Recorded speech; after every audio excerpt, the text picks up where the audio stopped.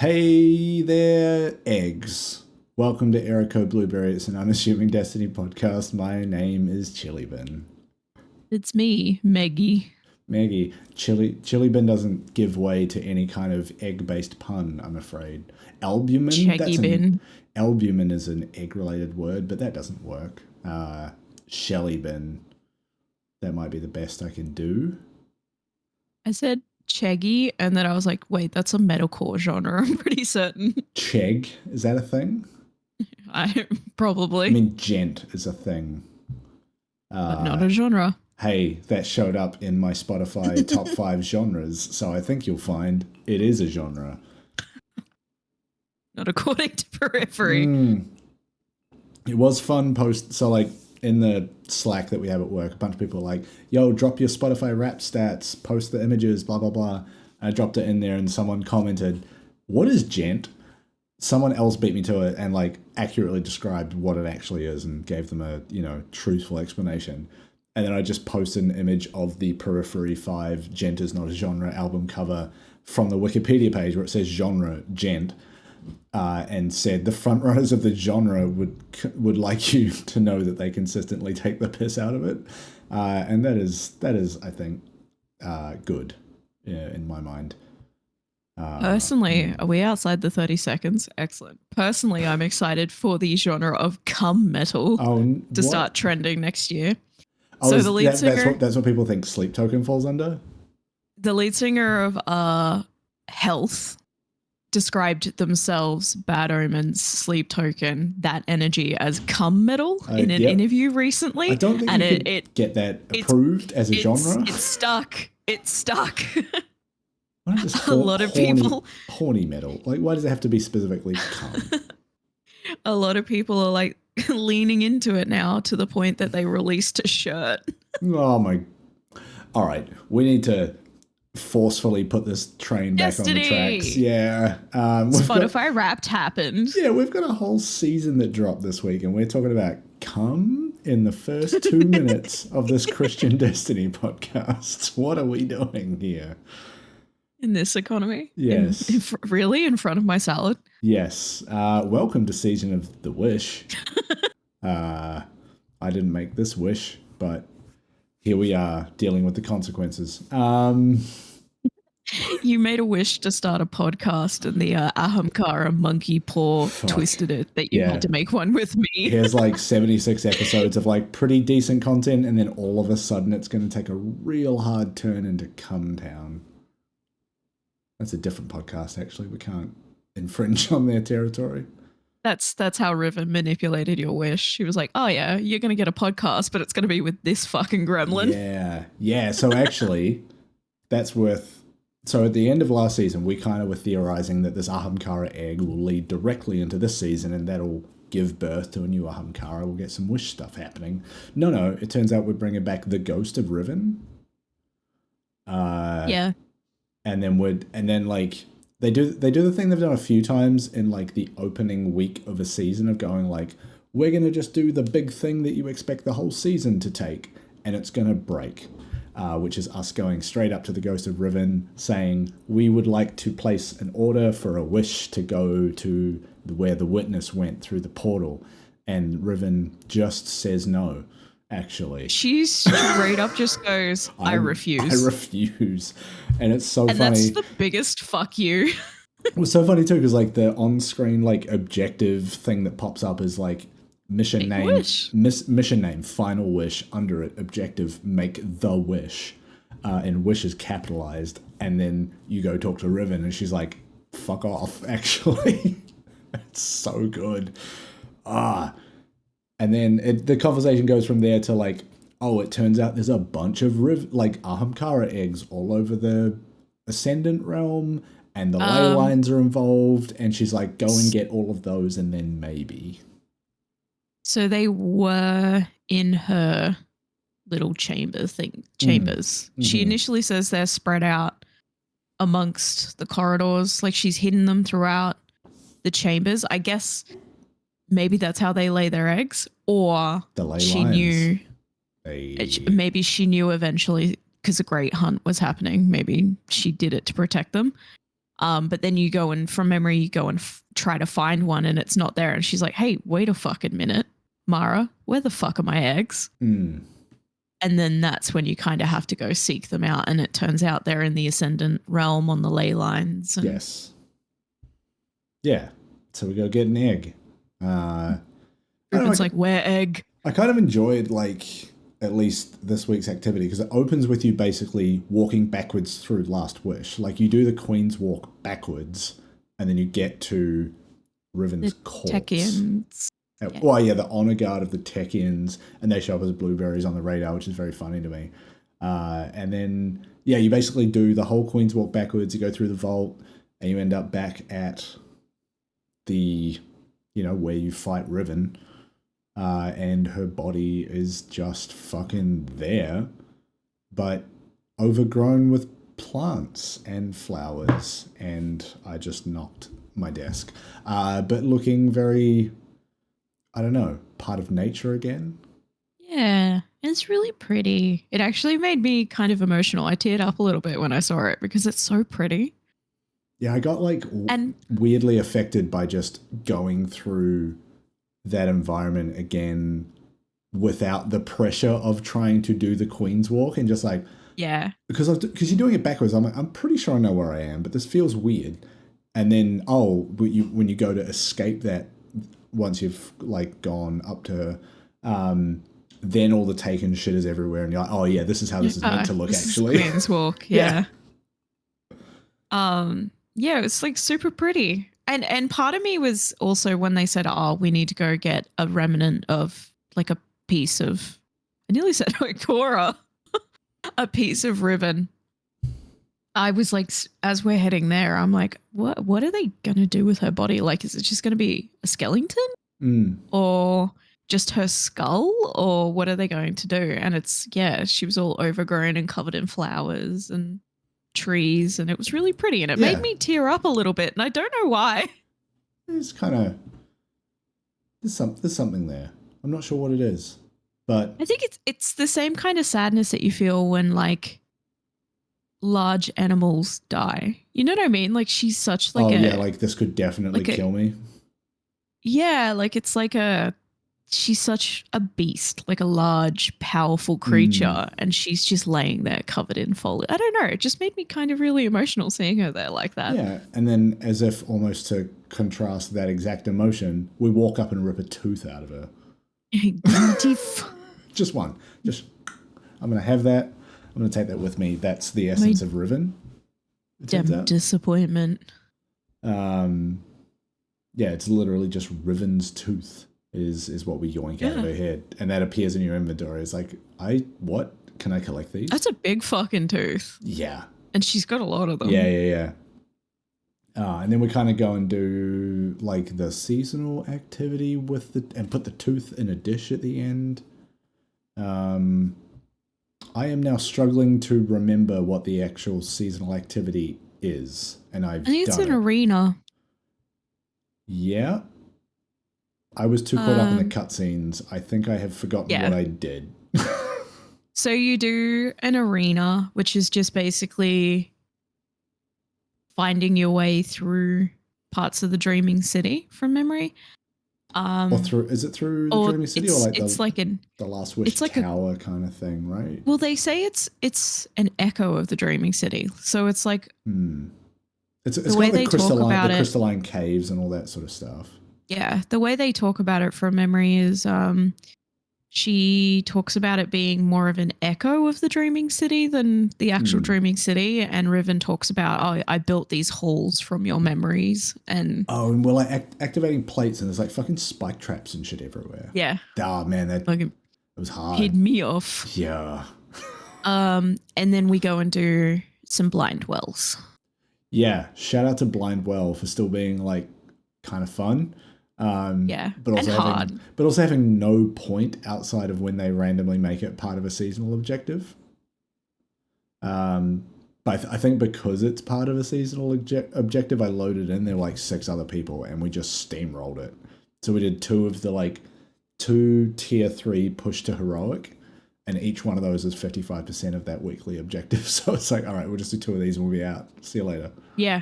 That's what I It was ended up so doing. good. I joined midway through one and it was already heroic. And then the second one we just destroyed, plowed through. Yeah. My scuffed, it's not mine, but I took another person's build and then built on it. Child of the Old Gods build seems to be Still working? spreading. It seems to be spreading. Oh, I ran into no. someone else doing it. And I was like, oh, yes. You scrolled that far into a Reddit thread too, I see. You have a very 'Cause I specific idea. I scrolled really far through a Void Warlock Reddit thread conversation to find that. Yeah. Yeah, there's a bunch of cutscenes interacting with Riven, Ghost Riven, all the fucking tentacle shit's coming out, just like milling We get about. to hear Riven's true voice, and apparently. Yeah, like I feel like so she says. I feel like we've heard that voice before. In this, she says, "I'm revealing to you my true voice because I trust you." Or is it just more that like she's not speaking with that voice behind whoever she's possessing? Yeah. It's like it's ew. It's bugs. Yeah. It's not in a filter or overlapped by several other voices. So yeah. Trust is an interesting concept with a wish dragon who actively exploits what you ask. I was kind of sussy when she said that. I was like, it's not the point of the wish dragons. What are you up to? They feast on the difference between what is desired and what is real. There's no way that that's their real voice. I don't know. We'll find out. I'm super interested in it though because for me the conjuring of her spirit stuff doesn't make sense because apparently us killing her was released her last wish, the last wish. Well, and all this, the raid is called The Last Wish, and that was to curse the Dreaming City. Other stuff in lore, so it doesn't really make sense to bring her back just to do the wish when we have a baby. So I don't know. Yeah. I'm sure they'll explain it later down the track, or it'll be in lore books, but it was just one aspect being someone who really loves ahamkara lore and the hunt lore and Riven lore. I was like, this doesn't really make sense lore-wise. I think it's all tied back to like the pattern being in Savathun's wings and that having been there for so long, and then basically going like, well, it has to be Riven because if we were to hatch an ahamkara now, that dragon wouldn't know about it. They wouldn't speak the viral language that Mara created. Yeah, it was all super weird. I was like, something about this seems not quite right. But I know Bungie wouldn't what do you call that? Retcon. Retroactively, retcon. Something big like that. I feel like there's going to be a little bit of an explanation somewhere as to why they made that choice. Whether it comes out in a lore book or it comes out in the weeks to come or Mara reveals. Or if honestly, just like in the last, I call it month of story, it's just kind of got lost between everything else going on. Yeah. Because it didn't overly strike me as, well, that's not right. It was more just, oh, you're talking about big concepts that I don't think I have context for yet. Yeah. And that's fine. I can wait. I'm waiting for them to kind of explain it because I feel like I caught on to it, and then when I was watching a couple of other videos about it, a few other lore people were like, bit weird. Hopefully there's an explanation because lore-wise this doesn't quite make sense. And I was like, so I did pick up on something a little bit strange lore-wise. Because the last couple of weeks I've been like scrubbing up on my ahamkara like knowledge and going through like Braytech and Grimoire, like the Grimoire cards online, and then watching a whole bunch of lore videos. And then, just something about bringing her back. I was like, something doesn't seem quite right about this. I wonder too if like, say we did hatch a new ahamkara and try to use that for the wish. Surely it won't have enough power to do what we need.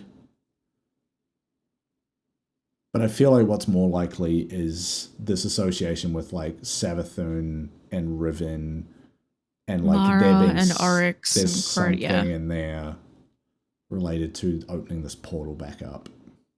And then Mara has the agreement or the bargain, and then the wish wall. So that aspect makes sense to me. Like even if they were just like, yeah, Mara decided to go this route and trust Savathun on this one because she's got the wish wall, I'd be like, cool. Enough explanation for me. Yeah. It's just something seemed a little bit funny about it lore-wise. And then I saw Mylin shout out Mylin. He brought up something as well when he was like playing through it. He was like, that's a bit weird. That doesn't seem right. Doesn't add up. And I was like, I wasn't the only one. Yeah, but I think, it's week 1 of a story related to Riven. That's what I mean. It's related to Riven and deceit in a sense. Like, that's how wish dragons operate. So I feel like I'm very much ready to just like let this one sit past week 1 and then see how that's what I mean. Yeah. On like it. I wouldn't be surprised if it came out in lore or future cutscenes or for no apparent reason, Mara just justifies why she did her decision to go along with it or to trust Savathun on this one. Like, yeah, they're trying to establish it's not something the I'm story like, hook so that you'll be like, okay, I'm going to come back next week. It's not like we're going to give you literally the explanation for everything. It's not something I'm going to punt a grimoire over. Like, I'm not about to go get my expensive Destiny lore books and punt it across the house because they got covered book. So they got one tiny bit wrong. Yeah. Like, I'm not about to do that. I'm sure they'll explain it. And even if it's just because of Mara's bargain, I'd be like, cool. Sure. That's all I need. Yeah. That's what I'm assuming it is anyway. Yeah. Something to do with the wish wall and the bargain. I'm like, oh yeah, that makes enough sense. Yeah. It's the safe bet rather than hatching an ahamkara and hoping to train it in time to go inside the witness. Yeah, but it feels like... Do you got to domesticate those things? Yeah, I don't know. Like, it feels like we need a more immediate solution, which is probably why they're like, use a bunch of magic, let's talk to Riven. Space bullshit. See what we can do.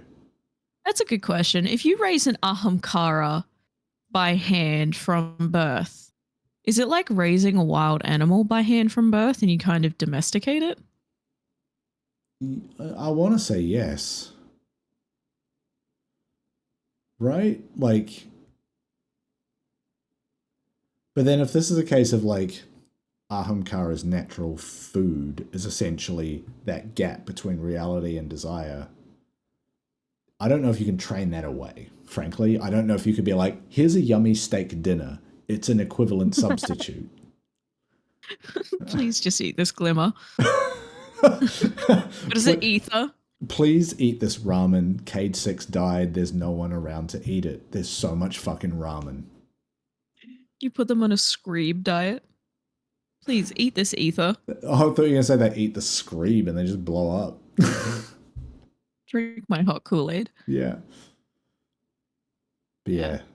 I'm excited as an ahamkara like fiend, and I think that's one of the coolest aspects of Destiny lore. Fucking keen. Yeah, I think the primary emotion I'm feeling is intrigued. I'm very curious to see where they go with this. Because, like, it feels obvious to me that, like, we are going to make a wish that lets us get into the portal. But the question now in my mind is, what is the cost? What is the sacrifice we are going to have to pay in order for this to happen? Because it's not going to be clean. We're going to have to give something up here. I'm also wondering how Riven's going to twist it. Well, that's what I mean, right? Like the monkey paw is Cade's back. Yeah. Yeah. Like maybe, yeah, like that to me now feels clearly part of a wish is bringing Cade back.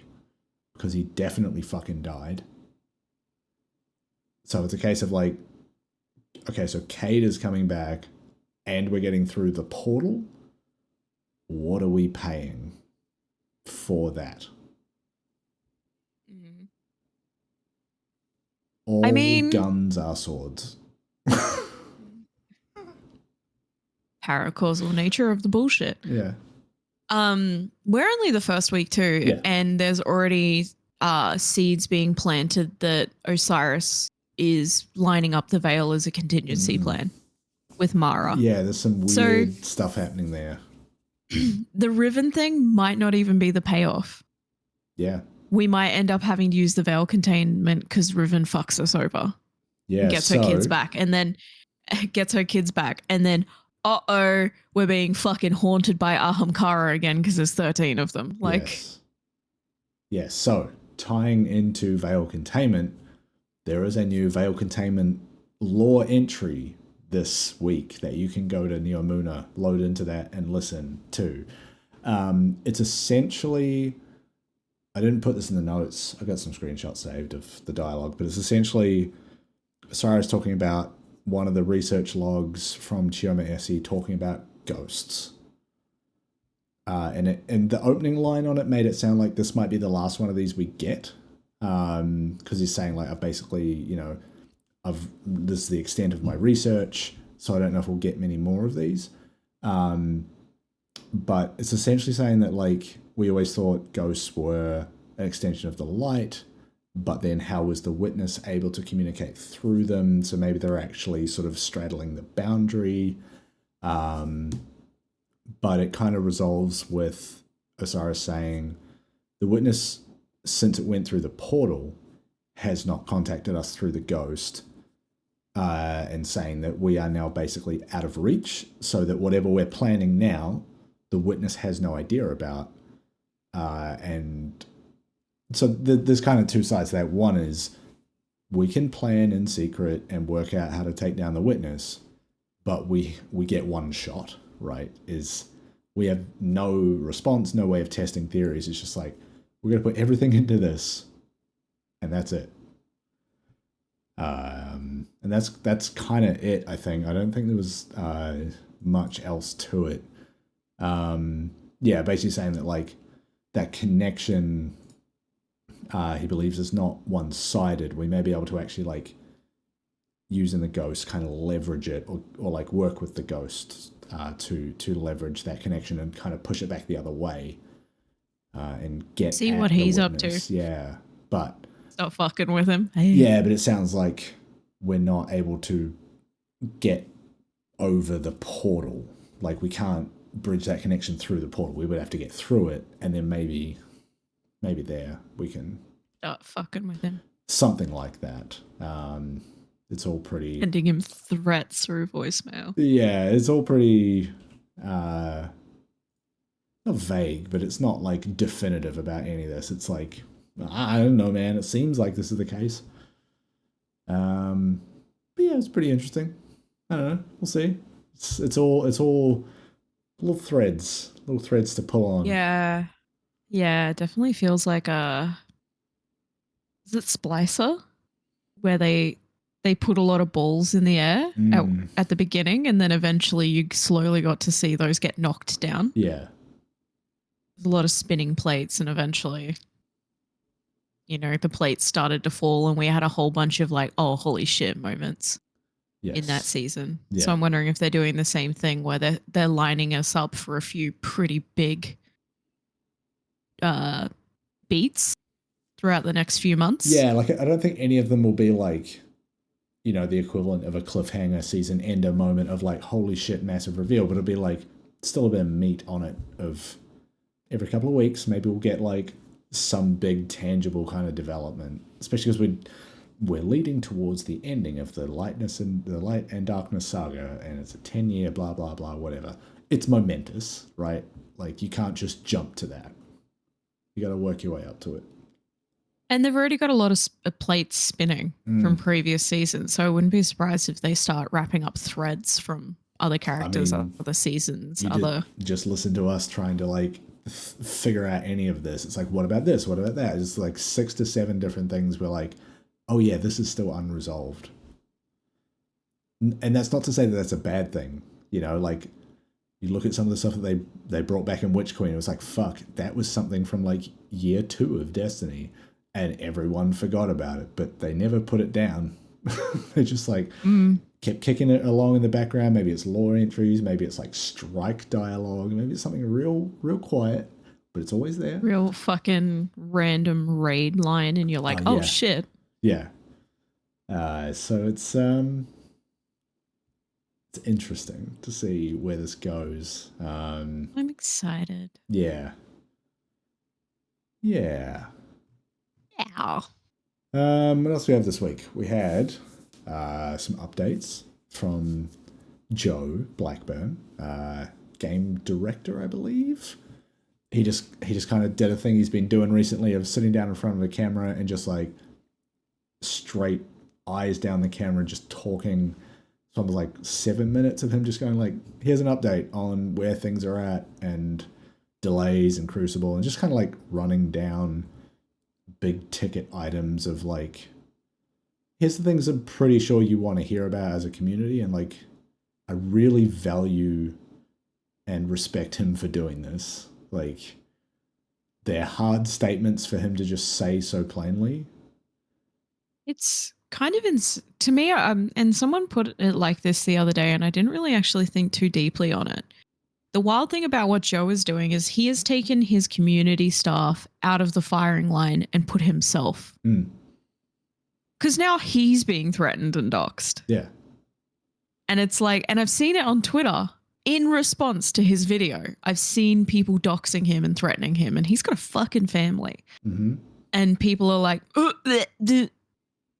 dox, or like sending threats, or like, you know, and it's kind of, it's a testament to him to like take his employees kind of out of the, and put himself in the firing line. To keep doing this too. Yeah. And I saw some of the most horrendous shit said about his appearance. Like, fucking hell. But at that point, like, I admire him for doing that. At that point, like, if you go into those links, like, what do you want? Like, what do you want him to say? What do you expect? Yeah. Come on. There's always those people who reply to every single Bungie tweet, and it's like, unfollow. It's like, okay, actually unfollow. Stop replying. Go do something else. Hey, guess what, dickhead? Engagement means this shit keeps coming up in your feed, you ding dong. Yeah. But yeah, I admire him for putting himself in the line and chatting about sticky, especially PvP. PvP is a sticky subject for the community. Yeah. It's the most hostile subject. But it's also like, in terms of online competitive shooter context, it's some of the goofiest shit you will ever see. Like, stop taking it so fucking seriously. It is space magic with guns. Like, come on, my guy. We're a bunch of dorks floating around in space. Like, grow up. Yeah, if you want to get sweaty, go play Call of Duty or fucking Counter-Strike. CSGO too. Yeah, like, whatever. Like, no one is doing Destiny esports. Fuck off. They tried. Yeah. They couldn't even make Halo work. And that's pretty close. But yeah, you know, he mentions new maps coming. He mentions them messing around with modes and kind of rotating stuff through, bringing some stuff over from the labs experiments they've been doing, which is like interesting. But yeah, it's anytime I hear them talk about PvP and see that response, I'm like, what do you people want? Like, it's very clear they're not going to give it to you, whatever it is. Like, it's been years now. Adjust your expectations or fuck off. But also, like, new maps. And Joe's like, hey, we're working on new maps. We're working on fucking, what was it, 6 new maps or something? Like 3, yeah, something like that. Like, new maps are coming. We're just tweaking them because it's not as simple as just dumping a map in a game and being like, okay. Yeah. You know, there's he said there's Neomuna maps coming. There's like a few maps that he actually really enjoys, he said. Like, some of them that are javelin sized. Like, yeah. He went into detail and people were still angry. And it's like, the maps are coming. The maps are coming. I wonder if this is like the kind of people that will jump ship from competitive shooter to competitive shooter every 6 months. And they're used to that cadence of maps coming out really rapidly. And when this is the game that they play the most and it's not happening that fast, they're like, well, where is it? How hard can it be? It's like, it's actually really fucking hard to balance a multiplayer map. Like, you can't just throw down some geometry, put some shade, like some lighting in there and whatever, and just like, oh yeah, that's fine. Go in there and be competitive. Like, it's not, no. Call of Duty shits out maps and the last handful have sucked. Also, I just want to raise a point. CSGO did not have new maps for the longest fucking time. And again, it's a goofy space magic game. Like, CSGO, Call of Duty, all that shit, you're running around on the ground and shooting guns at people. Yeah, sure, there's abilities that put UAVs in the sky, whatever. This is a game where you can be airborne most of the time if you build that way, or you can be invisible, and they have to balance for all of those scenarios, right? And 3v3, 6v6, they've got to figure that shit out for all of them. Come on. If you want to get frustrated, go play Counter-Strike and play Dust 2, Nuke, Mirage, and Inferno over and over and over and over again for 10 years. No thanks. I'm good. It's just so nothing burger. Yeah. It's a game. The whole thing's nothing burger. Yeah, grow up. Why you have to be mad is only game. Grow up, frankly. Yeah, and then he just kind of outlined some stuff around, like, obviously the delay with final shape through to July, whatever it is. And then just he mentions some bits and pieces about like what they're doing to fill that time. There's some talk about Guardian Games getting a bit of work and a bit of love. And moving it up too. They're yeah, move it up. And he also kind of like hinted at some stuff and said like, you know, there is stuff coming to fill the gap, so that's, you know, there's something to do, but also just like, we're not ready to talk about it yet. We're going to talk about it later. And you know what? Fair enough. Like, it's a good, 4 months out of nowhere they have to generate content for, which, you know, I had this thought, and I've seen a couple of critics kind of latch onto this, like, sure, you can lay off a bunch of people and delay your game 6 months, but what are you filling that time with? That is now extra work. Like, that is still a question I have of like, how feasible is that? What are we actually going to get? And I think, you know, there's healthy criticism to have. But they've got these seasonal events. They've got things they can pull in. They've done this before. They've extended seasons before, and it wasn't always great. Like, Arrivals went super long. There was another one too. I'm forgetting which one it was, but it's not the first time we've gone through this. And like, happened for us during lockdown one time. We're like, cool, we're just going to go deep on Minecraft for like a month and just fuck around doing other stuff. Like, it's fine. There's other games. Like, go play something else. Yeah. There's so many games out at the moment that you could just play. Yeah. Yeah, it's actually silly. So yeah, like whether you want to watch Joe Blackburn talk to a camera or you want to read the like more polished post on the Final Shape release update, like, they're basically the same content. There's a little bit more like crunchy details in Joe's video, I think, than made it into the Final Shape post. But they both have value. I'm interested to see what the Into the Light thing in April, May they're talking about. Yeah, that's what it was. That's what it seems interesting. It's like, it seems like it's going to be like a recap.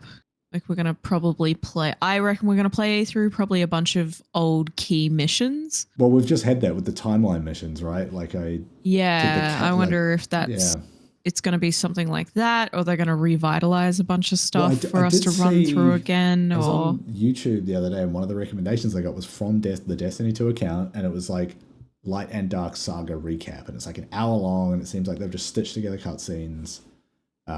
So that feels like it's probably what that is, if you're calling it Into the Light. And Joe mentioned that, and I think did say something about like, we want it to be valuable to returning but also new players. So people are coming in fresh for the ending of a 10-year story. It's a wild choice, but they do think about that. It's clear. They want that to be a healthy onboarding experience. They want those people to have an enjoyable time and actually feel like they're going in with at least enough knowledge to play the expansion, I guess. Yeah. So, yeah. Speaking of new players, I'm just going to put it out there. Controversial hot take. Shut the fuck up about the starter pack. Oh, I haven't even... They've already recalled it. It's not going to be a thing anymore. But to begin with, it wasn't a thing. It was just the Destiny community blowing something up again. I saw it in the Steam DLC listing. I was like, I didn't even look at what it was. Essentially, it's a non-mandatory starter pack that new players can purchase to get a bunch of exotics, Glimmer, Bright Dust. Oh, like, and like one of the exotics weapons? was and one of the exotics was Outbreak. Yeah, that's kind of hard to get if you're a new player. But like that was it. Right. It's not mandatory. It's not required to get into the game. So hang on, let me guess. You've got a bunch of people with 3,000 to 5,000 hours plus logged in the game complaining about an optional, what was it, like $10, $15 purchase to get a bunch of cosmetics and exotics that they already have. And this is why new players don't want to play this game. It's why they don't want to join their game, because they're money hungry and greedy and It's like the Pokemon biscuit thing. You don't have to buy it. You don't. Yeah. It's silly. I will admit it's silly. Because I did see it, but I didn't click on it. Because I was like, it's silly. Well, it's called Starter Pack. I was like, it's clearly not for me. Yeah.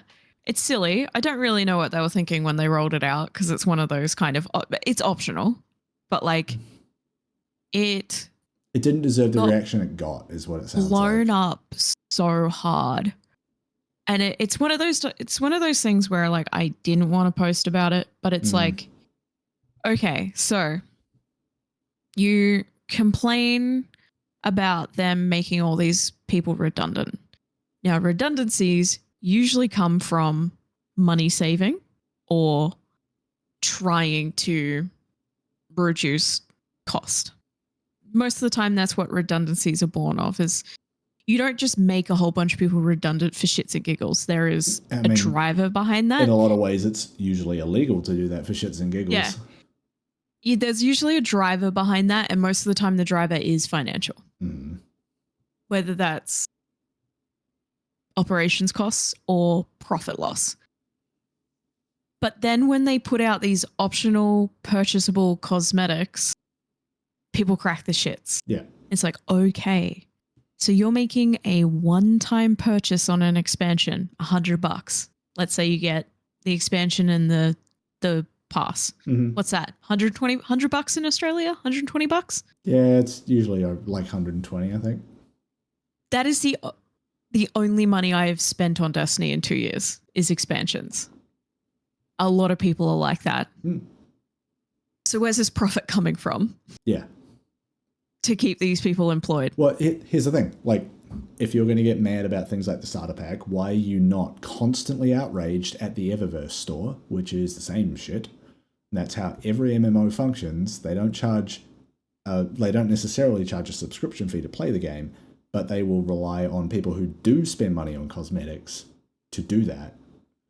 But then I go on these fuckers' pages and they have clips or pictures and they're in purchasable cosmetics for trials, let's say, or they're in a full Warlock purchasable cosmetic set. Like the ones you can only get for silver. Yeah. Right. Like the Halloween ones, for example, or like the trials ones that you can only the Halloween ones you can get for Bright Dice at the same time, usually. It's like the purchasable sets, right? Yeah, right. Especially the trials ones where you can only really buy those trials ornaments. I thought you had to earn them through playing trials. It's just like was specific like that. It's just like you have cosmetics on. Yeah.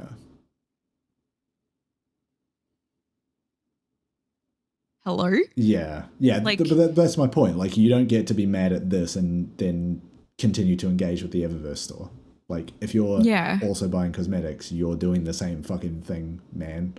Like, but also, it's not just cosmetics. Like, from what you've said, you're getting Outbreak Perfected, which, if you are a new player, requires a lot of time and investment to be able to buy that from the kiosk or whatever it is. Yeah, the vault or whatever they called it. Yeah.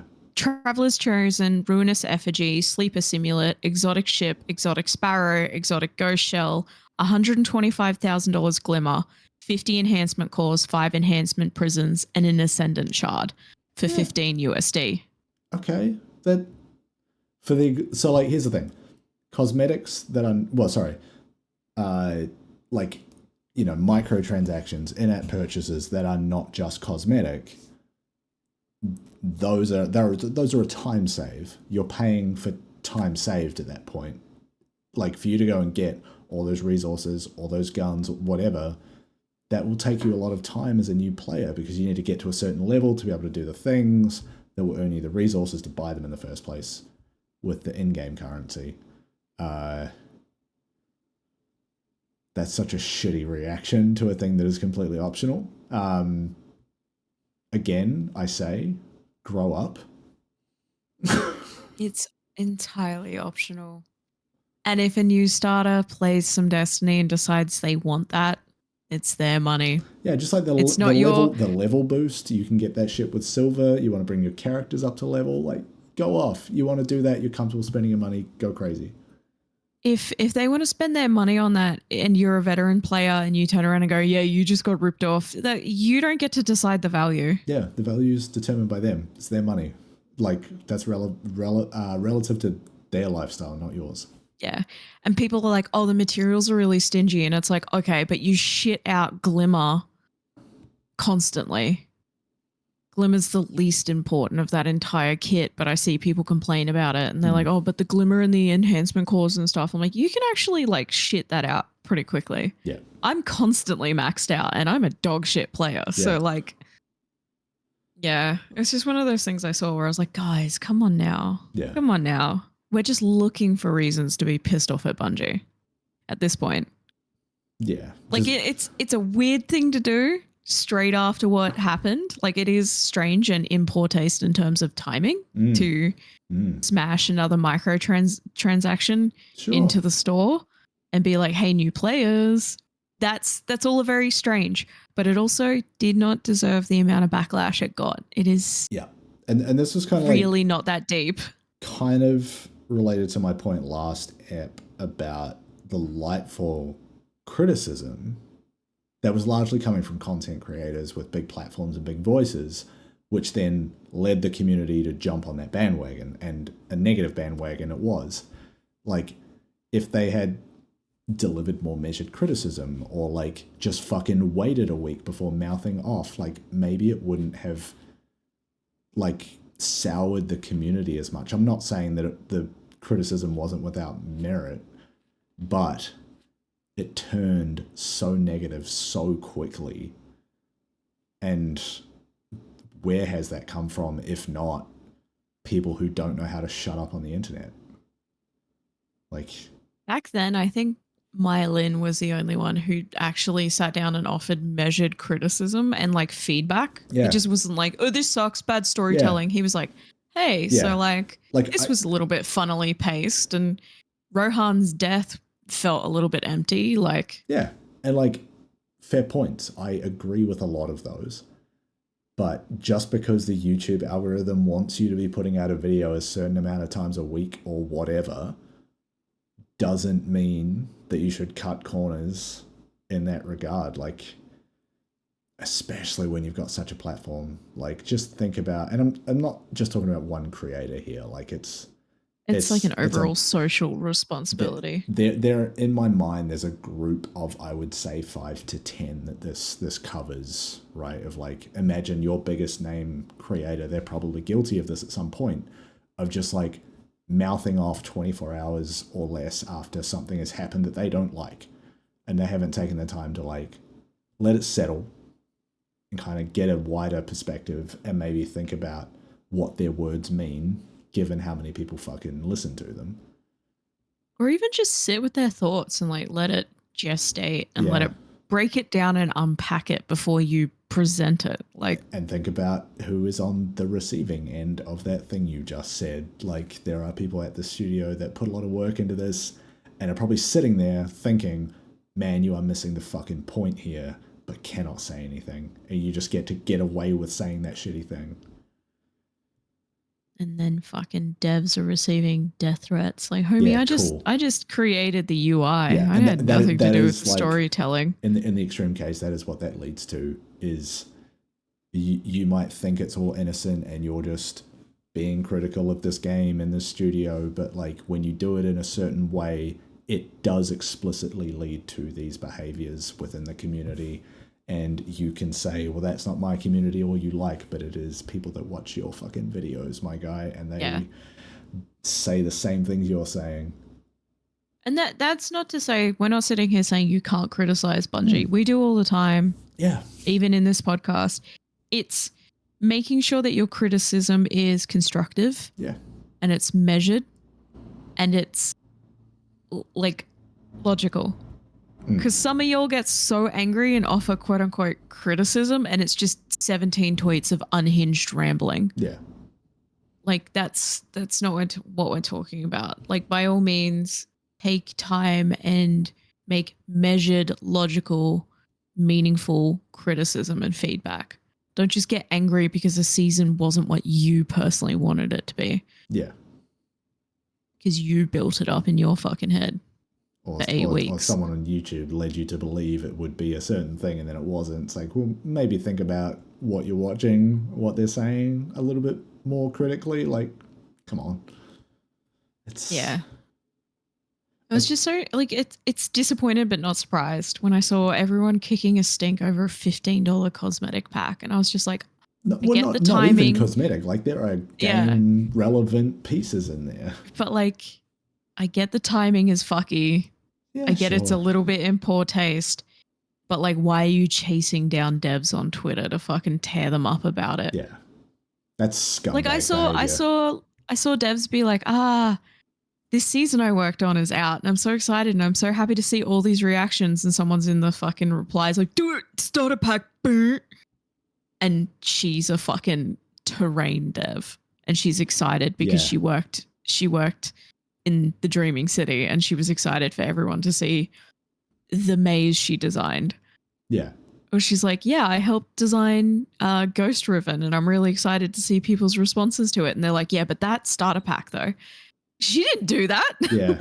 He didn't do that. The UI director didn't do that. It just feels like these people must be just voice actors didn't do that. They're just sitting on Twitter like searching Destiny 2, like essentially name searching, just going like, oh, did you tweet about it? Do you work there? Fuck, I'm going to have you about this then. It's because they create these nasty little echo chambers for themselves where they engage in content that makes them angry, so the algorithm feeds them more content that makes them angry. And then eventually it all just trickles through. And because they all follow each other and retweet each other, what happens is their mate is on this voice actor's ass about this starter pack. So then they also join in because they can see their mate on the tweet. The tweet has now come up in their feed. I'm not calling it a Zeet or an X, it's Twitter. Yeah. And that's what happens. It barrel rolls.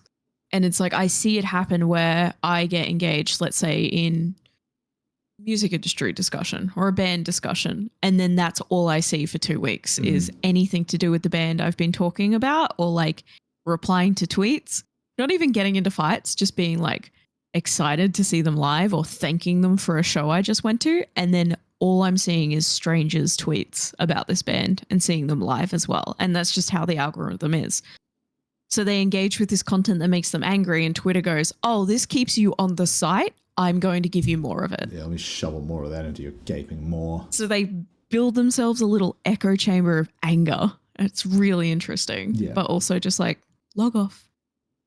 Yeah. What did Tyler, the creator, say? Hey, here's a PSA. If any of that sounds relevant to your experience as a user of Destiny. You feel personally attacked. Relevant to you, Destiny Twitter. If that sounds like you in any way, grow up, log off. Take a moment, go outside, touch grass, etc.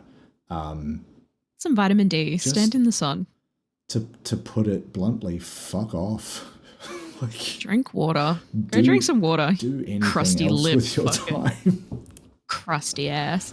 God, it's like start a skincare routine. My dream and my nightmare that someone who fits that bill is watching the show, because like, one, not the kind of person I think we want as part of like an audience for what we do, and two, man, it'd be really funny just to tell them to their face to fuck off, like direct down the camera, like, not you, out, go.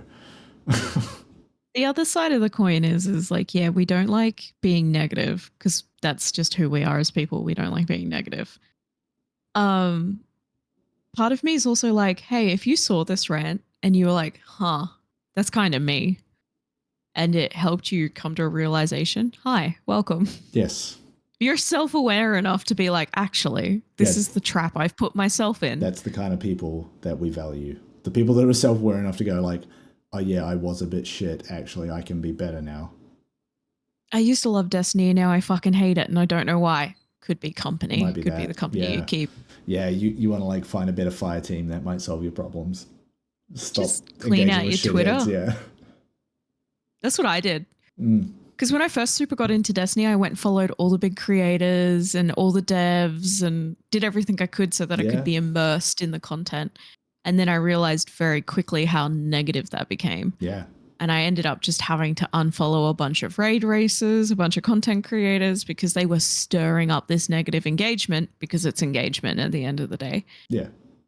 And I feel a lot better now. I follow a lot of really positive, cool people in the Destiny community. I like uplifting queer and non-binary and trans and also minority group voices in the Destiny community. Because I feel like a lot of the time they have actually valuable input. Mm. Yeah. Ah. Destiny artists. Oh my God, follow Destiny artists. It's so delightful to scroll through your feed and just see really beautiful Guardian art. Or in my case today, it's just all been Riven art. It's all gorgeous. Has anyone done Riven So as pretty. an axolotl yet? Probably. Yeah. I'd have to look it up. I feel like that's some artist's natural inclination is to shrink her down and make her a little axolotl. Yeah. A little beep beep. Follow a bunch of Destiny artists. I follow whenever they showcase an artist in the Twid, I follow them actually. Yeah, I did a last week's similar thing at one point of like, I'm gonna follow all these creators, watch a bunch of YouTube shit, and then there was just like, I think with like each of the larger sort of creators I'd kind of followed early on, I reached this point where more and more often I would find myself frustrated by the tone that they would take, and I would just like unsubscribe. I'm gonna stop watching. Like, I'm so cutthroat with shit like that now. It's like, this just doesn't feel worth my time anymore. It's not what I'm trying to get out of this content or the game, or like, you know, I'm here because I want to understand the world and the lore more. I'm not here because I want to hear you outside of that context like shit on a bunch of people who are trying to make a video game. Like, is that so hard? Just stop. Yeah. I want more Australian content creators. If you're an Yeah. Australian content creator and you find this, let me know. I would love. I want more local Destiny content creators. What I want is essentially like a Destiny lore recap series from like the most bogan person you've ever met. Like Outback Guardians do the history of the Light and Darkness saga. Me with my shitty manic goblin retellings of Destiny lore trying to explain it to a bogan. Yes. There's something there. Yeah. Between the accents, shortening everything, giving everything nicknames, using a lot of swear words. That's what we do. There's something there, I think. Yeah. I don't know. I just wanted to have a good week, and then the community was like, "Meh," over a nothing burger, and I was like, "Stop." You know what's really good for that? The thing I did? Stop looking at Twitter. Makes all that shit go away real quick.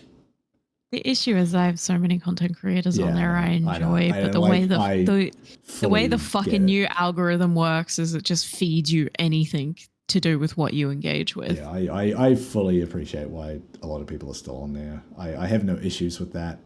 I found it easier for myself to just detach and use other platforms to follow things I'm invested in, and that's kind of working for me right now. It's not perfect, but it does make me feel a lot better about Destiny. I'll say that much, because I'm not just having bullshit shoved in my face of people being mad about it. It's it's a mess. But for a bit of fun, to close this one out, for the longest time, I don't know where it came from, whenever Iron Banner would roll around, We at least in our fire team would refer to it as Iron Banana every now and then.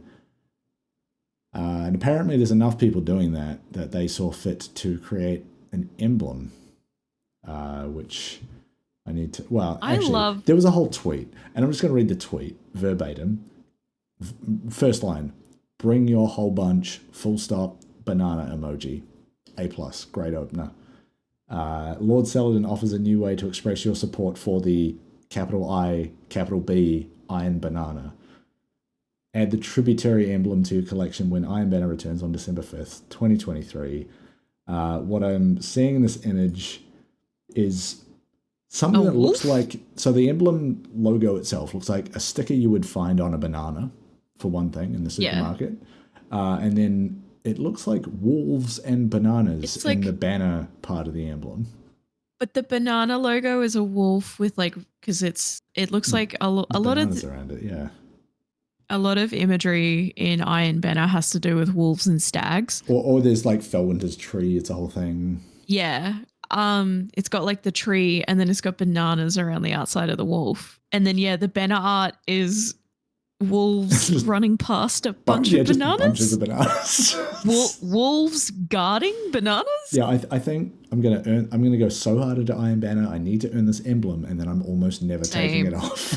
It's so good.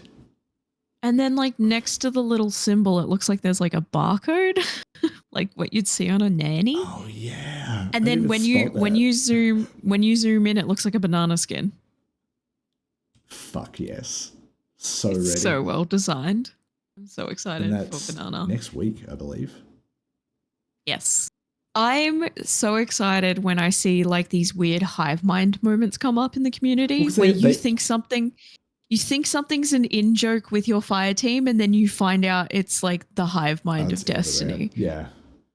It's like calling the emblems burger, sandwich, spider, the scorpion. Hive symbols, and then you think you're the one who came up with that cute nickname, and then next minute on Twitter, they're like, hey, so what do you call this? And it's like burger, burger, burger, burger. And you're like, okay. Oh, actually, it went through Twitter and raid secrets and all of these different venues, and eventually it kind of just subconsciously coalesced into the same answer.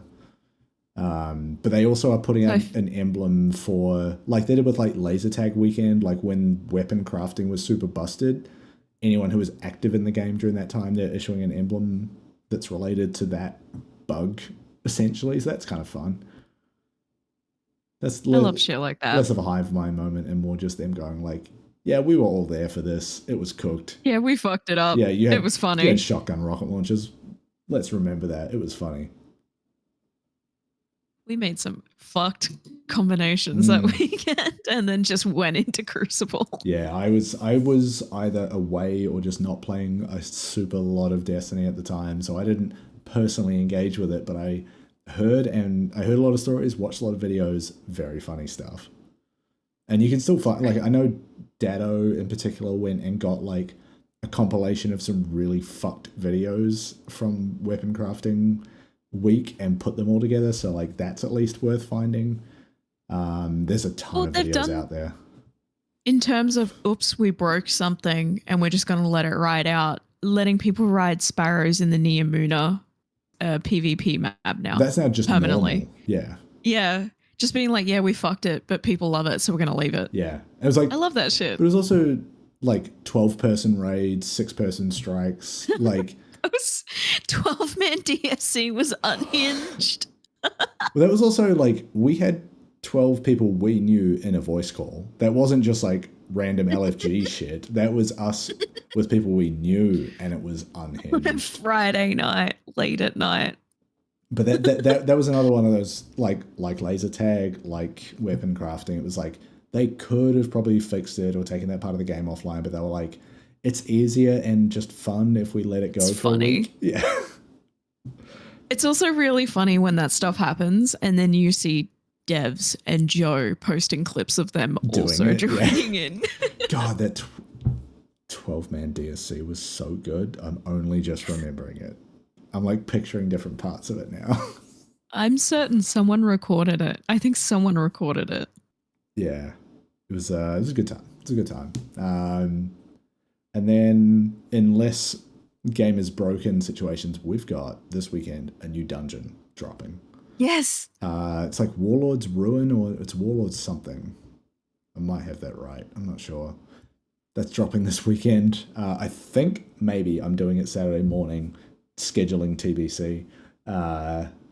But very excited for that. I haven't seen, obviously, we've seen nothing, heard nothing about like what the setting of this one is. The last dungeon we got was the underwater one. So Ghosts of the Deep.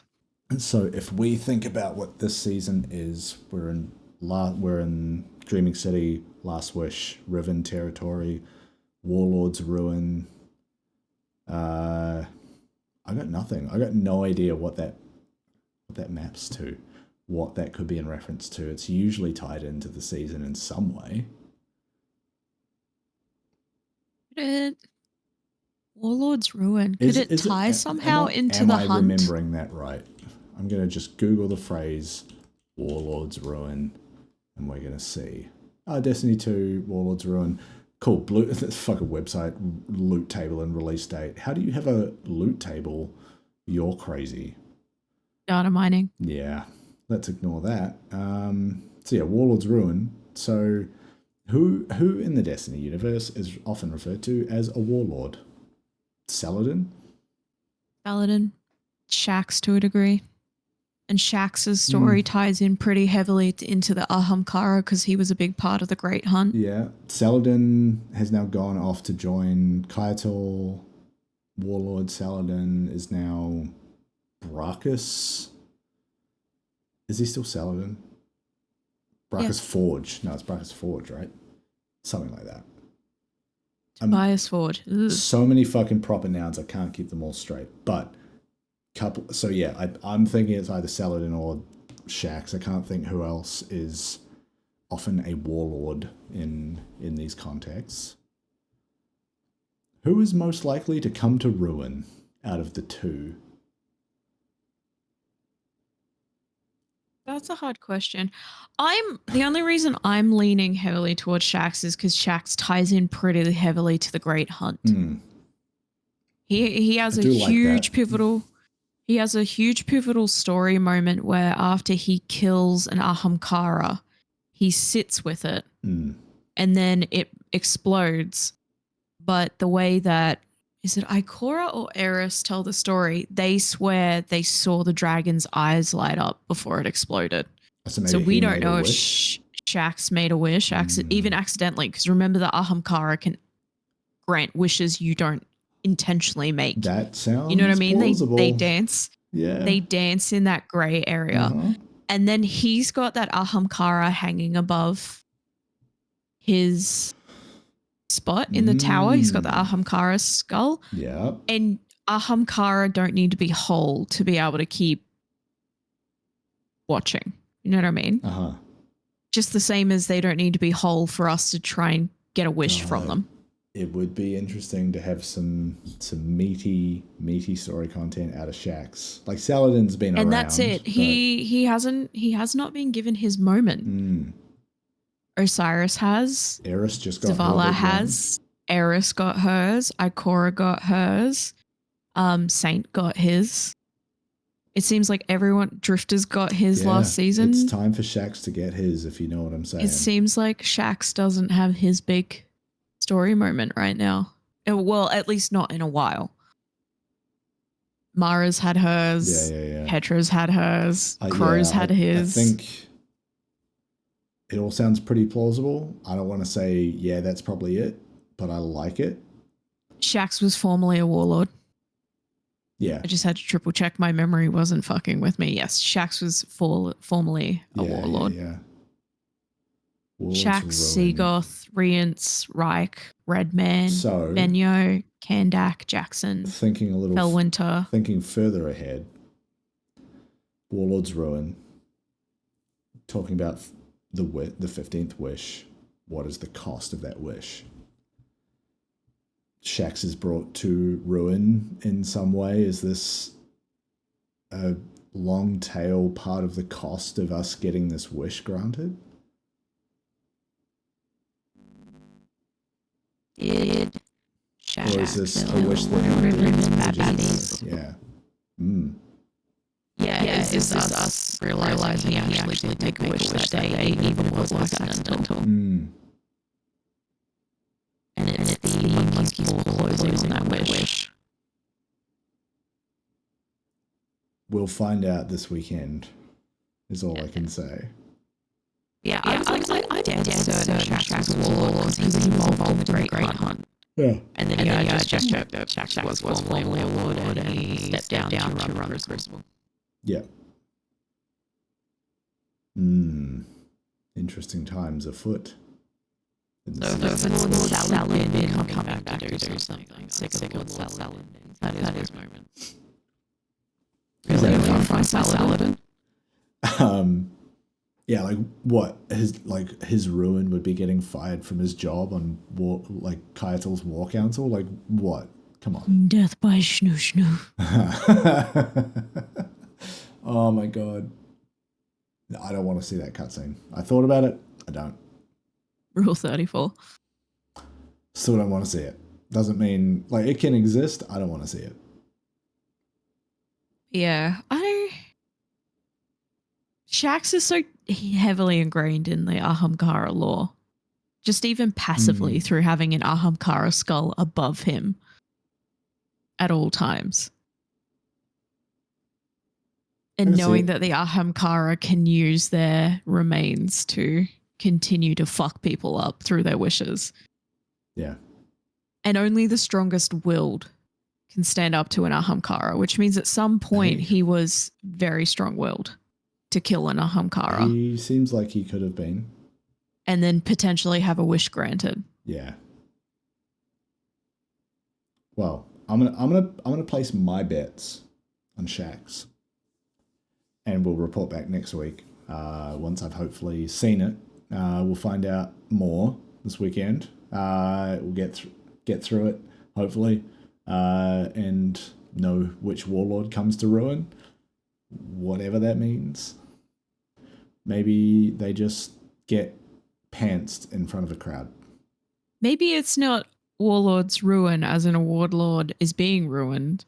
Maybe it's just ruins. Also just die? No, I mean like decrepit houses and shit. Oh. Maybe we're just going back to an old site. Or it's like MTV Cribs, but all the houses are fucked. This is my crater. It's where I killed an ahamkara once. It exploded. It's where the ahamkara made a wish that I might live in squalor for the rest of my days. But it's also just Shax. So he's like, an ahamkara crater. Its skull is above me now. Like in that like cadence that he had. That loud positivity. Yes. I'm here for it. Sick. I think that's a pretty successful week 1 of season. Shout out to the Witcher hot tub that is just in the helm now, along with both swords. Shout out to the barrel. What a fucking weird tie-in. Shout out to the bathing barrel. Yeah, it's just like, cool, I get that you're doing the armor set. Do we really need a whole hot tub down there? And I'm gonna go down there, listen to like Osiris talk to Marasov, and like you're just not gonna mention that. Fine. Who is using that? Mara? Well, look, so at one point we had a hot tub in the helm where that's where you went to do Umbral focusing.